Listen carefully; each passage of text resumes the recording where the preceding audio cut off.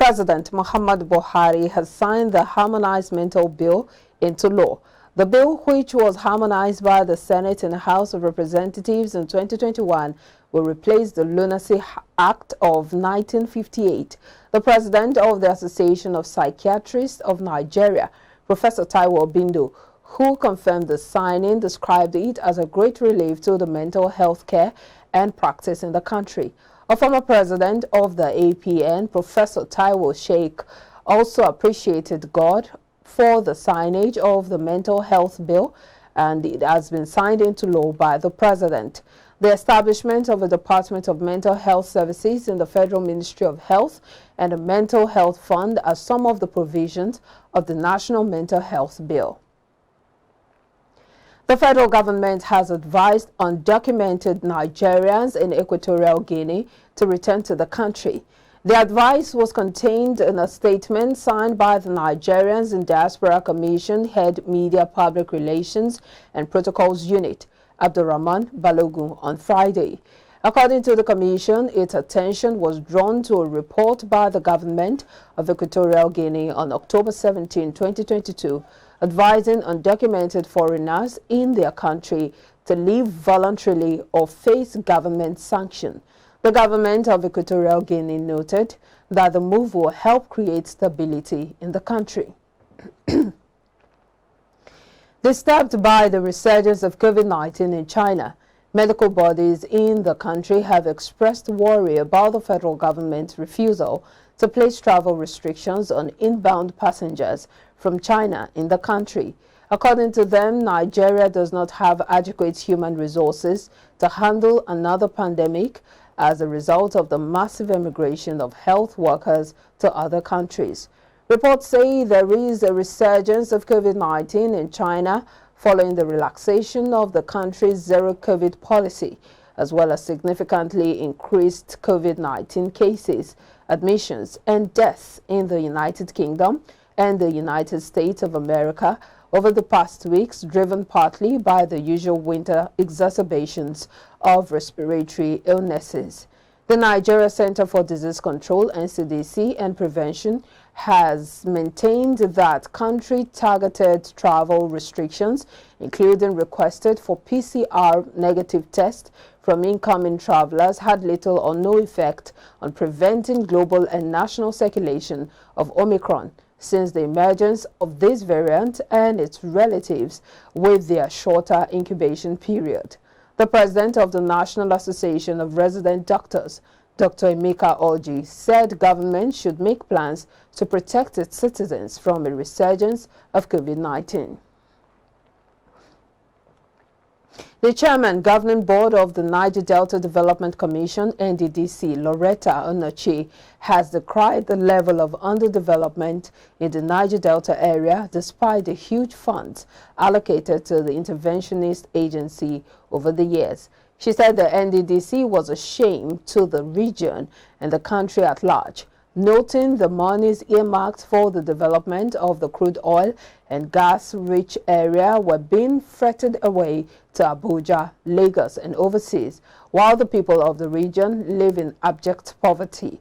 Onoche said this shortly after assuming office in Port Harcourt, Rivers State, following the handover by the immediate past acting managing director of the NDDC, Emmanuel Audu Oaborua, at the commission's headquarters. Onoche, however, said the regime of the President Buhari, was determined and has shown commitment to turn things around since he assumed office over 7 years ago. Earlier, the new NDDC Managing Director, Chief Executive Officer, Dr. Samuel Ogbuku, said the management has not come to witch hunt anybody. And university students across the country may, in the next 2 weeks, stage a mother-of-all protests nationwide if the governing councils of universities do not rescind their recent decision to hike registration fees. The National Vice President, Special Duties of the National Association of Nigerian Students, NANT, Sulaiman Sarki, announced this to journalists in Maiduguri, Borno State capital.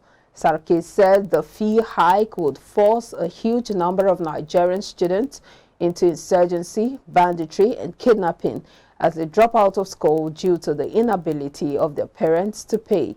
While expressing the hope of the Nigerian students that the fee hike will not see the light of the day, he said the students plead with the government, elder statesmen, relevant stakeholders in the education sector and traditional rulers to intervene and prevail on the governing council to rescind their decision on the fee hike.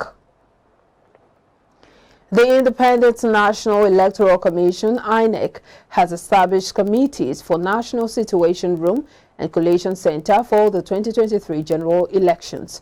The Commission disclosed this in a statement by its National Commissioner and Chairman, Information and Voter Education Committee, Mr. Festus Okoye, on Thursday in Abuja. Okoye said INEC at its weekly meeting on Thursday deliberated on several issues, including the venue for the National Situation Room and Collation Center for the 2023 general elections.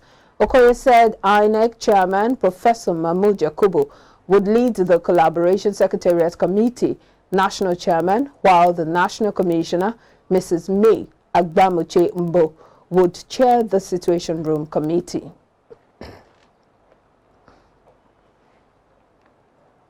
The Court of Appeal in Abuja on Thursday rejected an appeal by the sacked chairman of Action Alliance Party, Chief Kenneth Udeze, seeking to reverse the nullification of the candidacy of retired Major Hamza Al-Mustafa and others.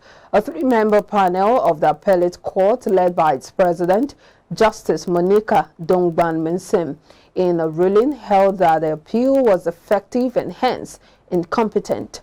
Al-Mustafa, the former aide to late General Sani Abacha, won the presidential primary election of the party conducted by Udeze faction with a total of 506 votes, defeating Samson Odukpeton, his only opponent, on June 9 in Abuja.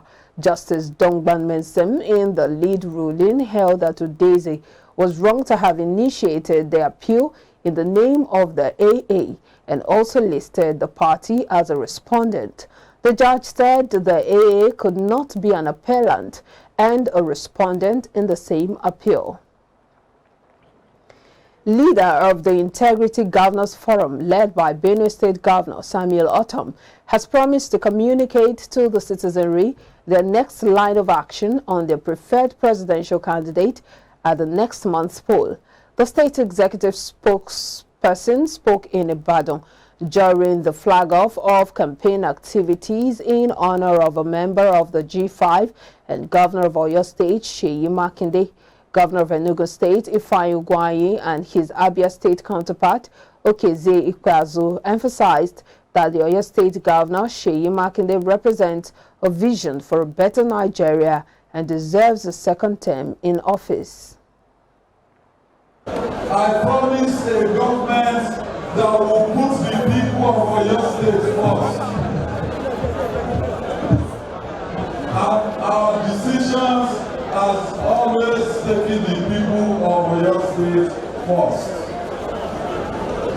Now it is time to upgrade. It is time for Omitutu 2.0. Omitutu Aba AG.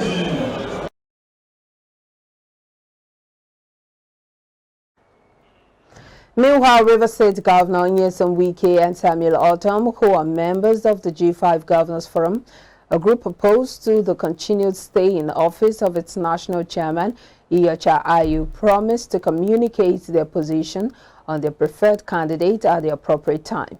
The G5 governors say they remain committed members of their party, the PDP, calling on Nigerians to support her in future elections.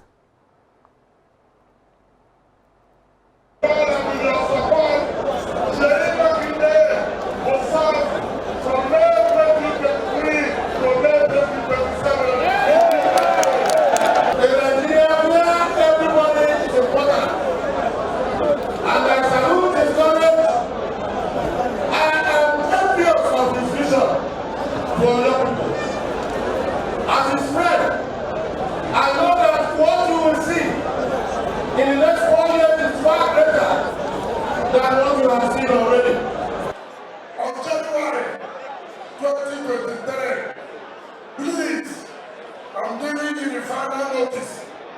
Withdraw now. Withdraw now for Sheyi Makinde. There's no need to worry themselves. The people of Oyo have spoken that it is spirit through Sheyi Makinde. Vote for Sheyi. Vote for the senators. Vote for the House of Reps. Vote for the House of Assembly. The other one, Sheyi will come to you.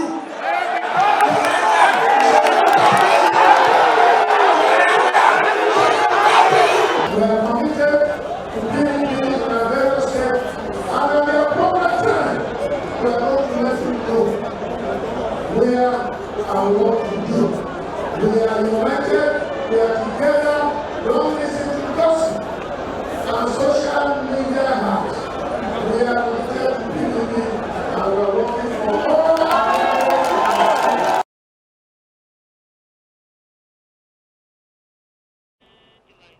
And now to Lagos State, where the governor, Mr. Babajide Sanwo-Olu, has called on the federal government to collaborate with states to dredge the major rivers across the country to prevent flooding.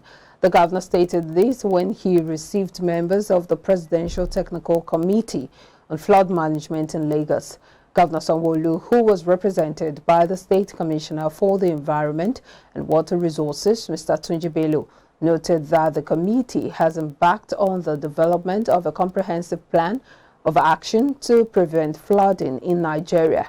The leader of the Presidential Technical Committee, Dr. Godtime James, explained that the committee, which was set up in 2021, has been mandated to check each state's policies on flooding, establish causes of flooding, and come up with solutions and strategies to minimize its impact on citizens.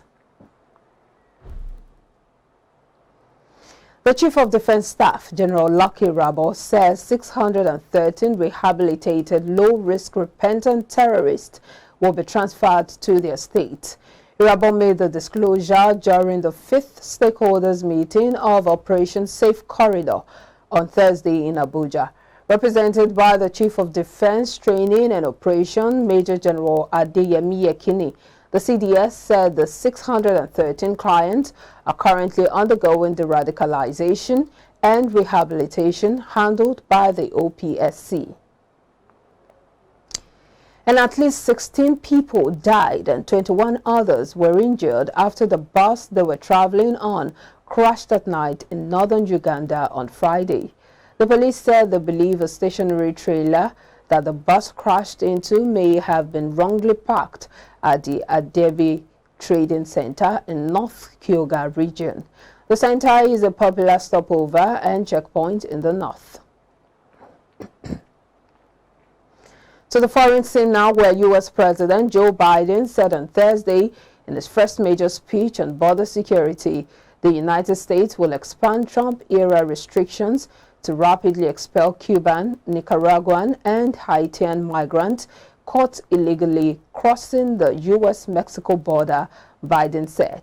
The United States will allow up to 30,000 people from those three countries, plus Venezuela, to enter the country by air each month. According to U.S. border officials, they encountered 82,000 migrants from those countries and Venezuela who were attempting to enter without permission at the border with Mexico. And that's it on News Now. We'll be back for more stories. Please stay with us.